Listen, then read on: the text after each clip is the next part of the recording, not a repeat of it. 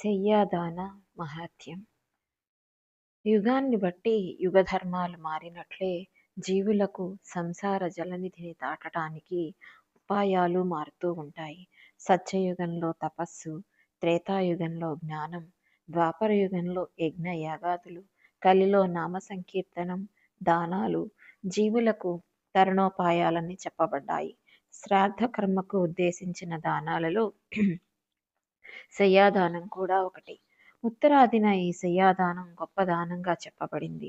అక్కడ దాతలకు కానీ గ్రహీతలకు కానీ ఎట్టి అభ్యంతరాలు ఈ దానం విషయమై ఉండవు. కానీ దక్షిణాన ఈ దానం అంతగా ప్రాచుర్యం పొందలేదు. దానికి కారణం మృతునికి చెందిన శయ్యను దానంగా తీసుకోవడానికి గ్రహీతలు ఆసక్తి చూపకపోవడం ఒక కారణం కాగా, అది అరిష్టదాయకమనే అపనమ్మకం ఒకటి కొన్ని ప్రాంతాల విప్రులకు ఉండడం మరో కారణం.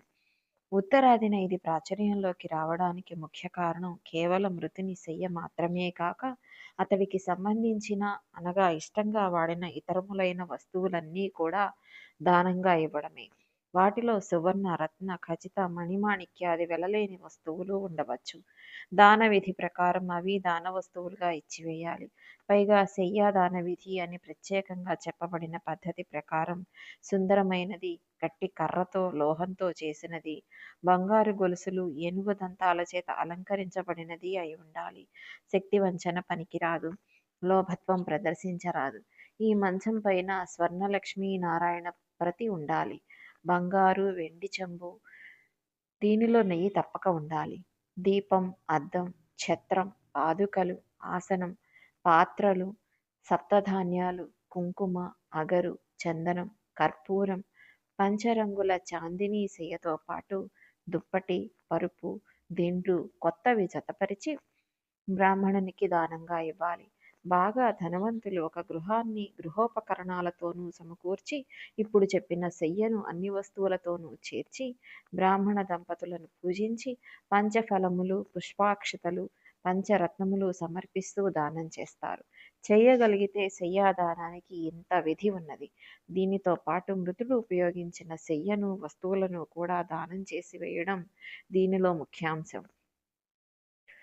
విలువైనవి తమ దగ్గరే ఉంచుకొని నులక మంచం మాత్రం దానం చేస్తామంటే ఎవరు గ్రహిస్తారు? యథాన కృష్ణసేనం శూన్యం సాగర కన్యయ శయ్యా మమాస్య శూన్యాస్తు తథా జన్మని జన్మని అని బ్రాహ్మణ దంపతులను వేడుకొని మరీ శయ్యాదానం చెయ్యాలి. తరువాత అపరాధ క్షమాపణ మంత్రం పలికి దానంగా ఇవ్వబడిన సమస్త వస్తు సంభారాన్ని సాదరంగా దానగ్రహీత గృహానికి చేర్పించి సాదరంగా వీడ్కోలు పలకాలి.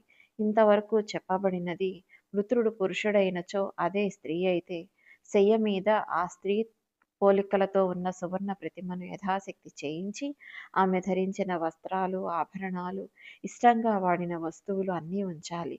నవగ్రహ అష్టదిక్పాలక గౌరీ గణేశ సహితంగా శయ్యకు పూజ చేసి శయ్య ఆమె వాడినదే అయి ఉండాలి. ధవళ వస్త్రధారి అయి దాత శక్తివంచన లేకుండా దక్షిణ ఇచ్చి ఆ శయ్యాదాన గ్రహీతను తృప్తిపరచాలి.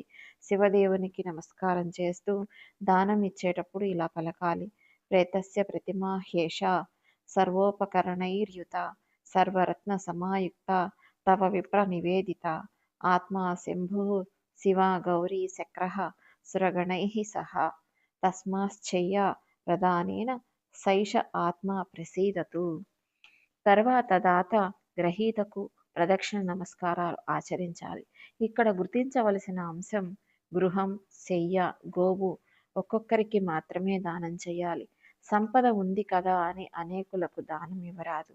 శయ్యాదానం చేసిన వారికి యముడు భయం గొల్పేలా కనిపించడు. పుణ్యపాపాల గణనలో శయ్యాదానం తప్పక పరిగణించబడుతుంది చేసి ఉంటే గనక. దాతకు 100 సంవత్సరాల స్వర్గవాస ఫలం దక్కుతుంది. పుణ్యతీర్థాలు, క్షేత్రాలలోనూ సంక్రమణ పుణ్యకాలాలలోనూ గ్రహణ వేళ ఈ శయ్యాదానం ఆచరించిన వారికి ఫలితం ద్విగుణం. దాత తాను మృతి చెందినప్పుడు వైకుంఠవాస ఫలితాన్ని పొందడమే కాక తర్వాత పితృలోకంలో శాశ్వత నివాసం చేస్తాడు. శవయాత్ర, పితర ప్రసన్నత. శవయాత్రను ప్రారంభించటానికి పూర్వమే సిద్ధం చేయించినట్టి పాడెకు మృతదేహాన్ని కట్టి ఉంచాలి. అంతకు ముందే శవం యొక్క 2 కాలిబొటన వ్రేళ్లు కట్టివేయాలి. ఇలా చెయ్యకుంటే మృతదేహాన్ని పిశాచాలు పట్టుకుంటాయి అంటారు. శవం వద్ద ఎవరో ఒకరు కాపలా ఉండాలి తప్ప ఒంటరిగా వదిలివేయరాదు.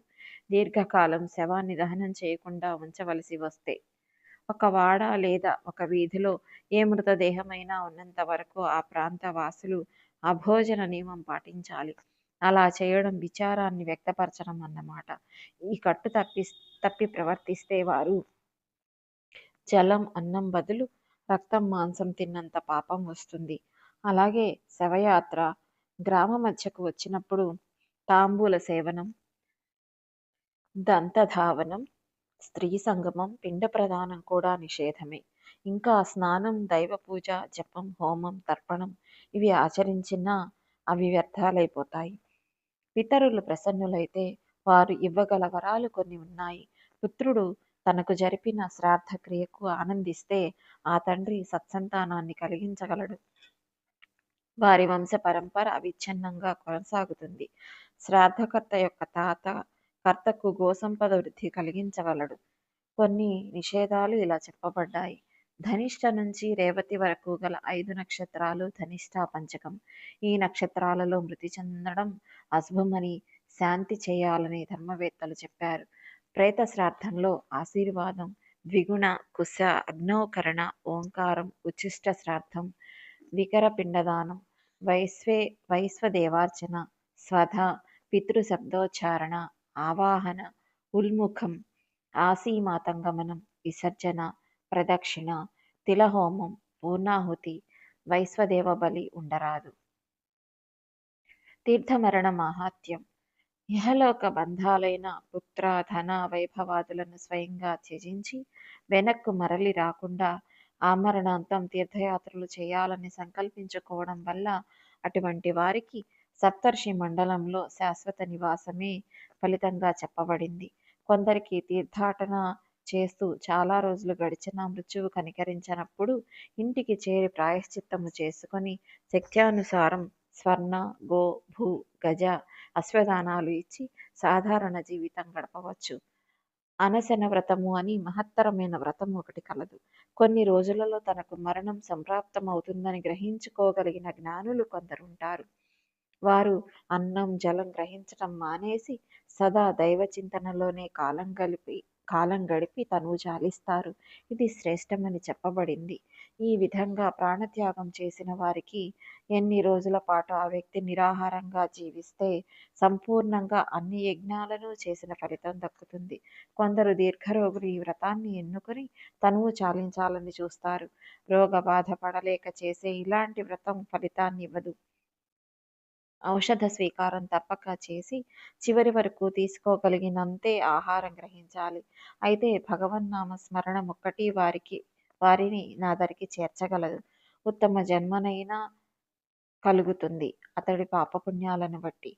తాను అనశన వ్రతం పాటిస్తూ ఎన్ని రోజులు జీవించి ఉంటాడో అన్ని రోజులు తన ఇంట సద్బ్రాహ్మణులకు మృష్టాన్న భోజనాలు జరిగించి తిలలు, దీపాలు దానం చేస్తే అతడు శాశ్వత ఋషిలోకాన్ని పొందగలడు. మరికొందరు అంచెదశలో తీర్థయాత్రలు ఉద్దేశించి కొన్ని తీర్థాలు సేవించాక నియమాలు పాటించలేక అనశన వ్రతం చేపట్టి ఏదో ఒక క్షేత్రంలో జీవితం ముగించాలని చూస్తారు. అయితే ఈ వ్రతాన్నైనా సక్రమంగా నిర్వర్తించగలిగితే అటువంటి వారికి ముక్తి లభిస్తుంది. అంతేగాని పుణ్యక్షేత్రాలలో కేవలం తనువు చాలించటం ఆత్మహత్య సదృశమే అవుతుంది. ఇటీవల తిరుపతి, శ్రీశైలం వంటి దేవస్థానములు పర్యాటకుల నియమాల జాబితాలో ఆత్మహత్య పుణ్యక్షేత్రంలో మహాపాపం అని చేర్చడం అందరికీ తెలిసిన విషయమే కదా. ఉదకుంభదాన మహత్తు. అన్నంతోనూ జలంతోనూ నింపిన ప్రేతాన్ని ఉద్దేశించి దానం జరిపించటం ప్రేతకు ముక్తిదాయకం. అన్నంతోనూ జలంతోనూ నింపిన పాత్ర ప్రేతాన్ని ఉద్దేశించి దానం జరిపించడం ప్రేతకు ముక్తిదాయకం. ఉదకుంభ దానం అనబడే ఈ దానానికి గల విశిష్టత అటువంటిది. ప్రేత యమ మార్గంలో ప్రయాణిస్తూ ఉన్నప్పుడు ఆ జీవికి ఇది సుఖప్రద యానాన్ని కలిగిస్తుంది. ప్రేత సంస్కారం జరిపేటప్పుడు 12వ రోజు చేసే జలకుంభ దానం ఉత్తమమైనది. రాగి లేక ఇత్తడి పాత్రలు కూడా జలదానానికి అర్హమైనవి. మట్టి కుండలలో నింపిన నీటిని దానం చేయడం శ్రేష్టం. కానీ అట్టి దానాన్ని స్వీకరించటానికి ఎవరూ ముందుకు రానప్పుడు కొంత దక్షిణ ఇచ్చి అయినా ఆ దానాన్ని గ్రహించేలా చేస్తే ప్రేతకు యమమార్గంలో మార్గాయాసాన్ని నివారిస్తుందని కొన్ని సంశోధిత ప్రతులయందు ఉన్నది. సంకల్పపూర్వకంగా 12 నీటి కుండలను కర్త దానం చెయ్యాలి. పక్వాన్నంతోనూ ఫలాలతోనూ నింపిన వర్ధని అనే ప్రత్యేక జలపాత్ర విష్ణువును తలచి యోగ్యుడైన విప్రవరునికి సదక్షిణయుతంగా సమర్పించాలి. తన తండ్రి పరలోకయాత్రలో సుఖాన్ని ఆపేక్షిస్తూ చిక్కుడు గింజలతోనూ నీటితోనూ నింపిన 16 కుండలను దానం చేయడం ఒక ప్రాంతీయాచారం. పుణ్యతీర్థాలలో మరణం, తులసి సన్నిధి, సాలగ్రామ సన్నిధిన మరణఫలం. గరుడు తిరిగిలాడుతున్నాడు. ప్రభు జగన్నాథ, ఏ పుణ్యతీర్థాలు సేవించడం వలన నరునికి చిరకాల స్వర్గనివాసం లభిస్తుంది? తీర్థనివాసానికి కానీ ఆయా తీర్థాలలో మరణం పొందడం కానీ జరిగితే సత్యలోకం, తేజోలోకం ప్రాప్తిస్తాయా? మోక్ష మార్గమని చెప్పబడే తీర్థ సేవనం ఏ ఏ తీర్థాలకు వర్తిస్తుంది? సమస్త తీర్థాలు స్వర్గలోక ప్రాప్తిని ఇస్తాయా? తాక్షుని సందేహాలకు మధుసూదనుడి ప్రకారం చెప్పసాగాడు. వైనతేయ, ఈ కర్మభూమిలో మానవుడు 13 జాతుల యోనులలో ఏ యోని వలన జన్మించినా అతనికి తీర్థయాత్ర చేయదగిన అర్హత ఉన్నట్లే. అయోధ్య, మధుర, మాయ, కాశీ, కాంచీ, అవంతిక, పూరి, ద్వారావతి, జ్ఞేయ సప్తేతే మోక్షదాయికాః. అయోధ్య, మధుర, మాయాపురి, కాశీ, కంచి, అవంతి, పూరి అనగా జగన్నాథ క్షేత్రం అనే 7 ప్రదేశాలు పుణ్యక్షేత్రాలు. ఈ 7 చోట్ల ఎక్కడైనా నరునికి మృత్యువు సంభవించినప్పుడు అతడికి మోక్షం తప్పక లభిస్తుంది. మోక్షానికి మరొక ఉపాయం చెప్పబడింది. మృత్యువు ఆసన్నమైన వేళ హరి అనే 2 అక్షరాలు ఒక్కసారి పలికినా చాలు, అట్టివారికి మోక్షం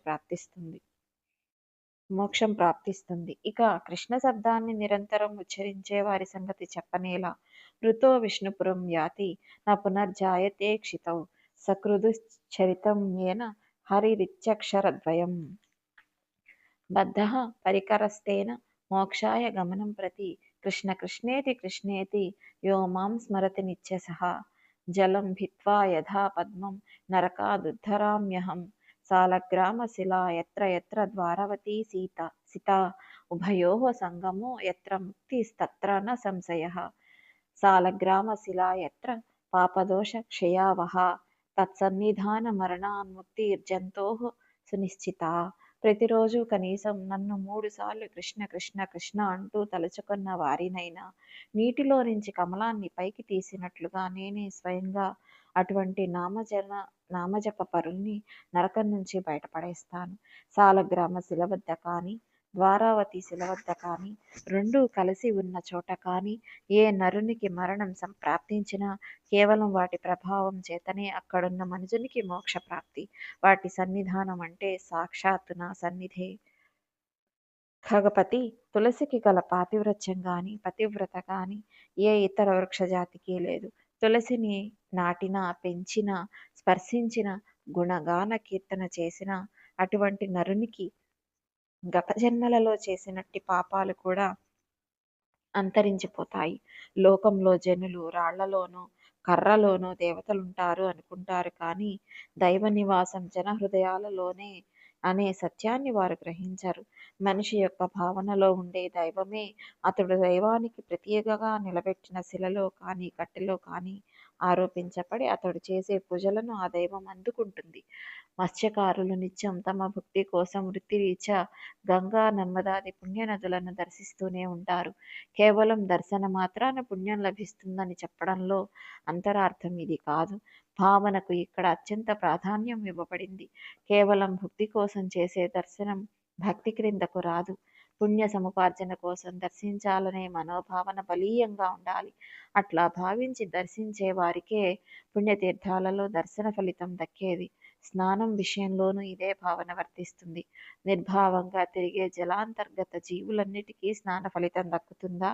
బ్రాహ్మణార్థే గవార్థే చ స్త్రీణాం బాలవధేషు చ ప్రాణత్యాగ పరోయస్తు సవే మోక్షమవాప్నుయాత్. ఎక్కడో ఏవో అలజడులు, కుమ్ములాటలు జరిగి ఆ కారణం చేత ఎవరైనా మరణిస్తే వారికి పుణ్యం రావడం గాని, స్వర్గప్రాప్తి కానీ దక్కదు. కానీ బ్రాహ్మణ, స్త్రీ, గో, బాలల హత్యలను అడ్డుకోవడంలోనో, దేశ రక్షణ నిమిత్తం యుద్ధంలోనో వీరమరణం లభించినప్పుడు ఆ ప్రాణులకు స్వర్గం ప్రాప్తిస్తుంది. పండితులైన వారు దీనిలోని అంతరార్థాన్ని గ్రహించెదరుగాక. అప్పుడే వారి పాండిత్యం సార్థకం కాగలదు. మరికొన్ని ఉత్తమ కార్యాలు కూడా స్వర్గానికి మార్గాలు చూపగలవు అని చెప్పబడినది.